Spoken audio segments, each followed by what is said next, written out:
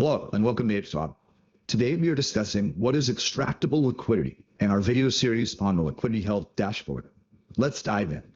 So extractable liquidity, simply put, is the hard asset or buy-side liquidity in a liquidity pool. So when we're looking at extractable liquidity, we're measuring the buy-side liquidity. So it'd be the wrapped Ethereum or the wrapped BNB or the stable coin, basically whatever the blue chip, or as we call them, hard assets, pairing in the actual liquidity pool.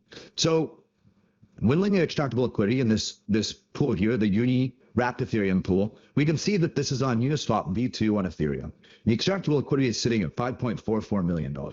That's pretty much half of the total liquidity. And that's because in a Uni V2 style liquidity pool, assets are always paired 50-50 together. So you can always assume that the extractable liquidity amount or the hard asset pairing or the amount of Ethereum in this specific pool is going to be 50% of the total liquidity. The problem is that breaks down once you move into Uniswap V3 and other types of concentrated liquidity pools on other types of DEXs. As you see here, we can no longer just take 50% of the total liquidity.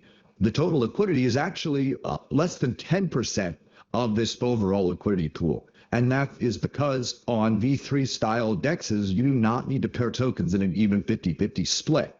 So in this liquidity pool, even though the total liquidity is actually larger than this V2 pool, the extractable liquidity is actually smaller.